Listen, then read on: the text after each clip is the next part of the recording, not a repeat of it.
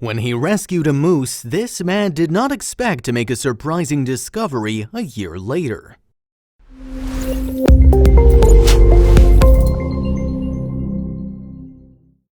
Moose are not the best pets to keep because they're big in size and also quite aggressive sometimes. But when you least expect it, the most ferocious animals tend to crave some love and affection. Erikas Plucas did not expect much when he saved an abandoned baby moose. He did not expect to experience such a change in his life when he saved it. Little did Plucas know that his life was going to be changed forever. Erikas Plucas was not someone that lived an extravagant life, nor was he someone that lived over the top. He was someone who was just living a simple life on a farm. Plucas lives in the Lithuanian countryside and enjoys the simple things in life like us city folk. His farm was situated near a forest, so as you may have guessed, there were a lot of nature and wild animals present in his life. Plucas was not looking for the superficial things in life. He was not about the materialistic that this world has to offer. He always felt that nature gave him peace, and it always felt pastoral about spending his life far away from the chaotic lifestyle that the city offers. He was just going about his simple life when, one day, an unexpected thing happened to him. It was like any other day with nothing much to mention when Plucas reached home, but all this changed when he met with a surprise at the front gate of his house. Plucas saw there was a baby moose lying there helplessly with no one to turn to.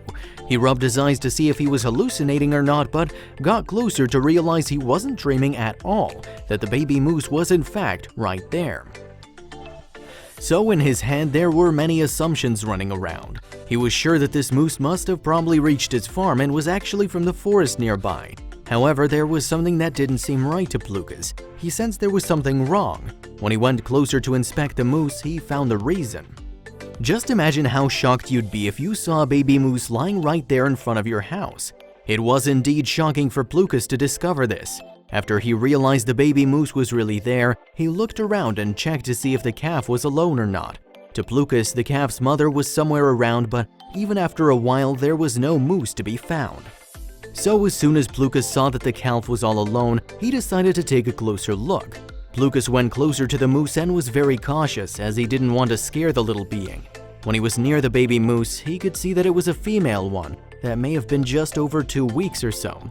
Since her condition wasn't great, he could guess how the mother turned out. There was only one assumption that Plucas had at the back of his head. He believed that this female moose's mother was definitely killed by hunters. Since the attack left the baby moose in such a shock, he was sure the calf was in search of safety, so it soon ended up on the property of the farm to get away from the merciless hunters. The calf was injured as well. The first sight of her was heartbreaking, Plucas explained to the interviewers when he was first asked about the initial moment of meeting the calf. Since it had gone through such a traumatic experience, the calf was very frightened and in a very bad shape. So Plucas knew in his heart that in order to save the calf from other predators, he had to step in and help her. She was starved, dirty, sad, and her fur was infested with flies. Plucas further explained as he spoke about how badly the baby moose was when he discovered her in his front gate. He said the baby calf was hurt physically, and it was also mentally shaken because of the hunters. Plucas said that she was trembling with fear when he approached her too. The calf was in such a bad state that she couldn't even stand up and walk on her own. This made Plucas all the more eager to act right away and try to better her condition. So what did he do? Plucas picked up the calf in his arms and placed her inside the house. He was confused as to what he would do next. Plucas was not at all prepared for what was coming. The only thing for Plucas to do next was to call experts for help as he wasn't trained to medicate the calf. So he immediately called animal services after he carried the baby moose inside the house. However, an unfortunate thing happened because they couldn't offer help until the next day. The calf was in his hands to be cared for during the first night. So since he wasn't confident about handling the baby moose, there was something Plucas had to do. His next move was to call his friends up and tell them about the whole story to hopefully get some advice. He was unexpectedly scolded by his closest friends that told him he wasn't capable of taking care of the calf and that he was a fool for taking her in. As we all would have probably done, Plucas decided to call up some of his family members and a few of his best friends seeking some advice and tips. He unexpectedly received much aggression from the people he called up. "It's illegal, you shouldn't do it, let nature take care of it," were some of the things that Plucas was left to hear. He soon realized that there was no one he could turn to for help, so Plucas decided to collect some leaves and poured some milk to check if the moose would be willing to eat. He knew in his heart that this was going to be a very long night, but wasn't about to give up. He knew that he had to try his best to hopefully save the calf, as her condition was worsening by the minute. Animal services ended up being of no help at all, and it was quite a blow for poor Plucas, who needed their help. Not a single facility that helps or assists wild orphan animals can be found in Lithuania, so Plucas obviously had to call the only option: animal services. He knew that if he left her, the hunters would surely come and take her life. One thing Plucas knew for sure was that if he gave the calf to local hunters, there was only one result. It would mean certain death for the poor calf. He again called to ask for help, ringing animal services once more. He had one question. Even though his friends had told him that keeping a baby calf was illegal, he wanted to know from animal services if this was true. There was a huge surprise waiting in store for Plucas. He didn't expect it, but animal services agreed that he could take the moose in and keep her on his farm. They told him that it was up to him and that it was solely based on his choice.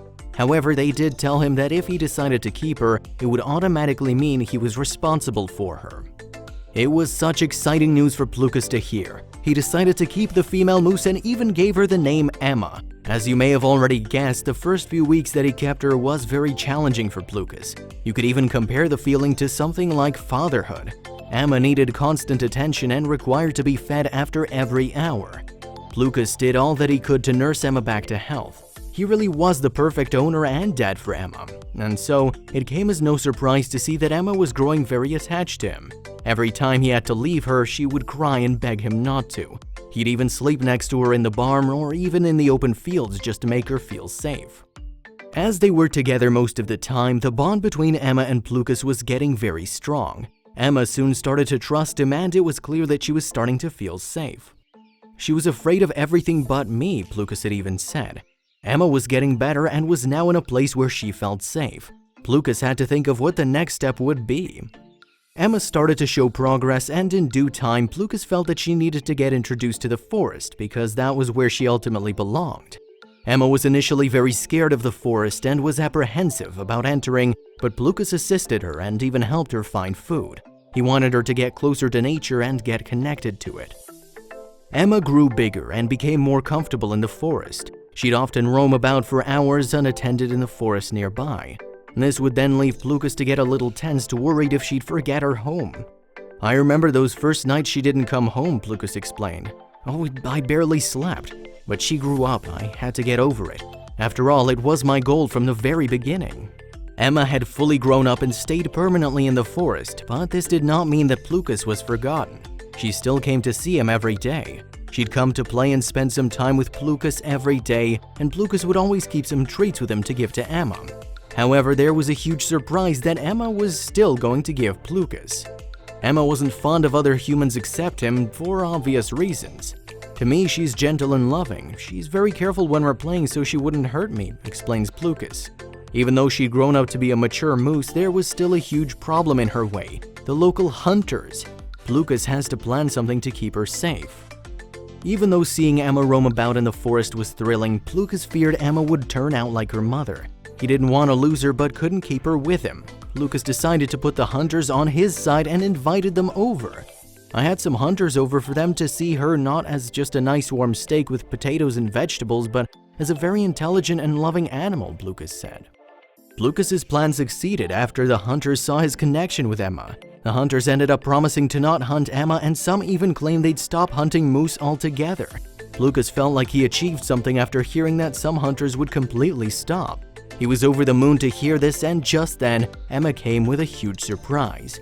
Emma had spent some time in the forest by herself. One day she came to visit Plucas and he discovered she was actually pregnant.